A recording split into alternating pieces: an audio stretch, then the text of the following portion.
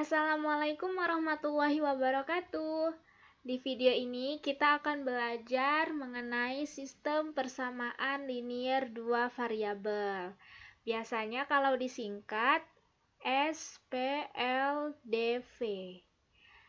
Nah, tujuan dari belajar SPLDV adalah pertama untuk memahami bentuk umum sistem persamaan linier dua variabel. Jadi nanti akan ada bentuk umumnya.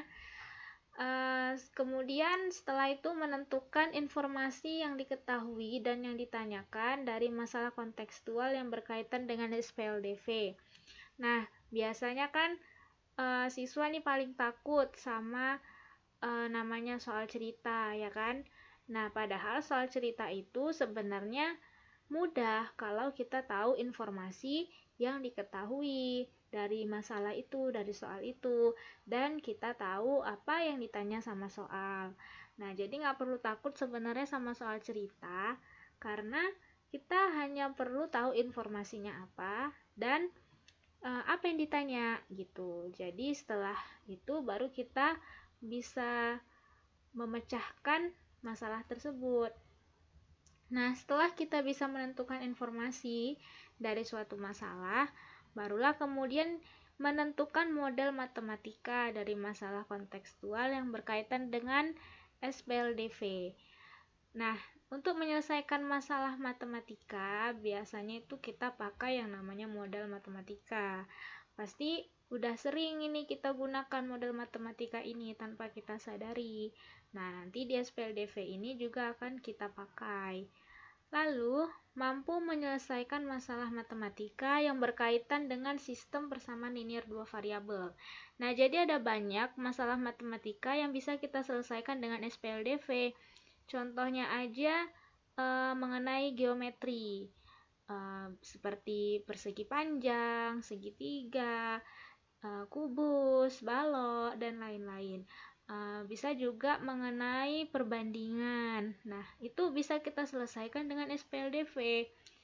Nah, tujuan terakhir adalah mampu menerapkan metode eliminasi, substitusi, campuran, ataupun grafik untuk menyelesaikan masalah yang muncul pada disiplin ilmu lain dan kehidupan sehari-hari.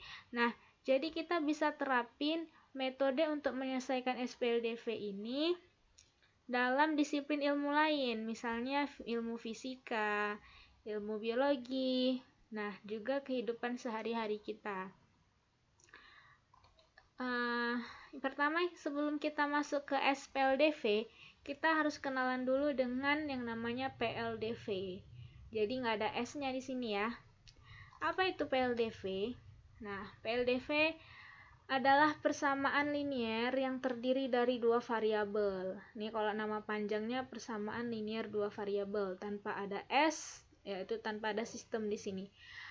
Nah, itu adalah persamaan linier yang terdiri dari dua variabel. Jadi ada dua variabelnya. Pangkat tertinggi setiap variabelnya adalah 1.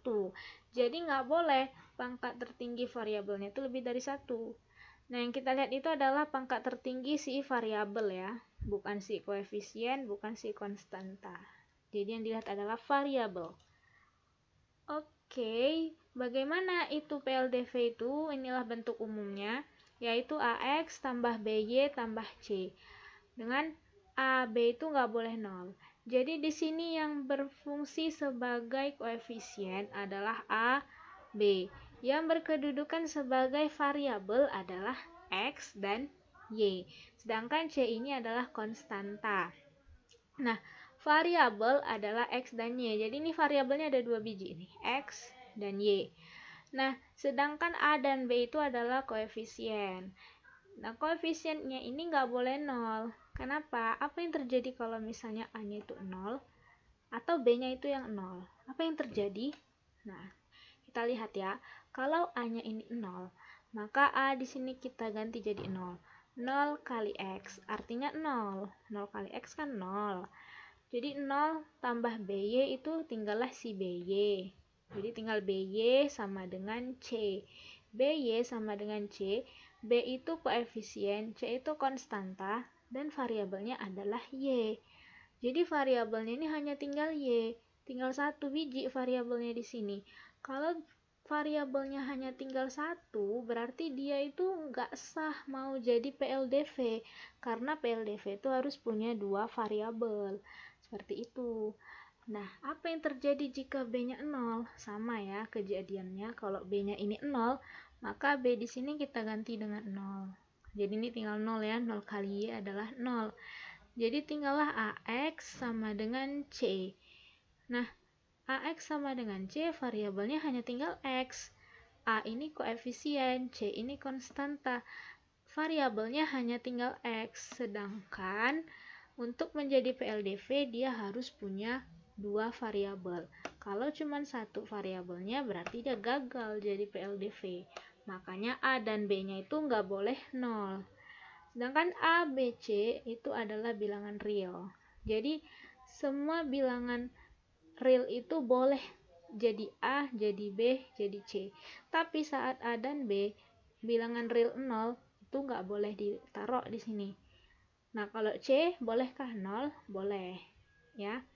C itu boleh 0.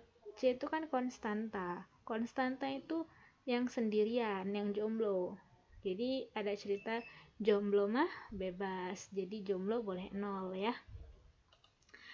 Nah, gimana contohnya? Ini contohnya. 2x tambah 4y sama dengan 16.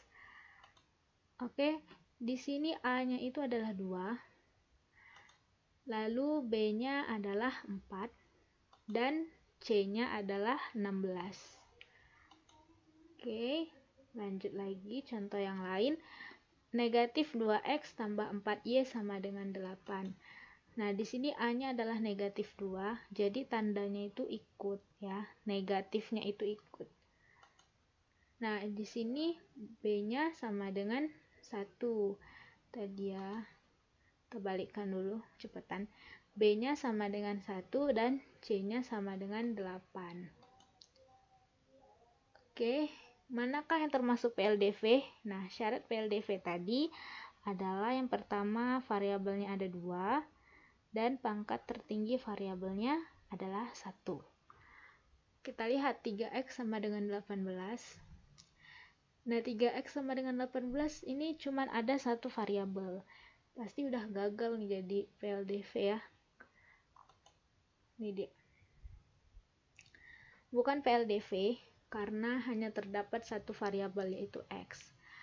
Sedangkan ini dia adalah PLDV karena ada dua variabelnya yaitu x sama y dan semuanya berpangkat 1. X-nya pangkat 1, y-nya juga pangkat 1. Nah, 4x tambah 3y sama dengan 0 ini juga PLDV karena ada dua variabelnya yaitu x dan y dan semuanya berpangkat 1 ya. 4x kuadrat dikurang 3y sama dengan 0. Ini bukan PLDV karena terdapat variabel yang pangkatnya lebih dari 1. Lihat, variabel itu adalah x kuadrat dan y. X kuadrat di sini x-nya berpangkat 2. Nggak boleh ya. Gagal jadi PLDV. Kalau ini 3P dikurang Q sama dengan 5. Ya, PLDV. Karena ada dua variabel yaitu P dan Q. Dan P dan Q ini dua-dua pangkat 1.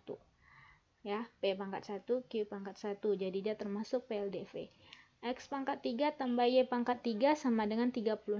Nah, kita lihat di sini variabelnya ada dua memang, X pangkat 3 dan Y pangkat 3.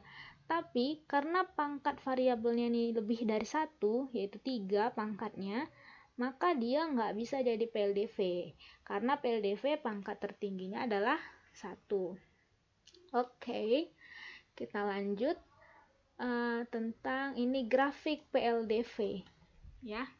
Jadi kalau persamaan linear dua variabel ini kita gambarkan di suatu diagram kartesius, koordinat kartesius, yaitu ada sumbu x dan sumbu y. Nah, bentuknya itu nanti adalah garis lurus. Kita lihat ya. Misalnya saya masukkan di sini 2x ditambah 4y sama dengan 16. Nah, apa yang akan terjadi? Bisa kita lihat itu adalah bentuk garis lurus ya, garis lurus. Nah, ini garis ini tuh gak habis-habis, kita nggak tahu ujungnya mau sampai mana ya. Dia garis lurus terus aja, nggak tahu sampai mana. Nah, jadi panjangnya ini nggak terhingga ya. Kita nggak tahu sampai mana. Nah, ini persamaannya nih, X tambah 2Y sama dengan 8. Walaupun tadi yang saya masukin tadi berapa ya? 2X tambah 4Y sama dengan 16 tadi ya. Nah, itu sama aja persamaannya. Lalu saya masukkan lagi coba persamaan yang A-nya negatif 2X tambah Y sama dengan 8. Nah, kita lihat ya, grafiknya juga berupa garis lurus. Nah, memang kalau PLDV ini digambarkan dalam koordinat kartesius, bentuknya adalah garis lurus. Nah, garis ini tuh nggak tahu kita sampai mana, panjang sekali ya. Kita nggak tahu sampai mana. Nih, kalau saya perkecil ini ya namanya ya, skalanya, perbesar ya, apalah. Nah, ini tetap ya, kita nggak tahu sampai mana. Oke, ya, saya rasa itu aja. Jadi bentuknya adalah garis lurus kalau digambarkan dalam koordinat kartesius.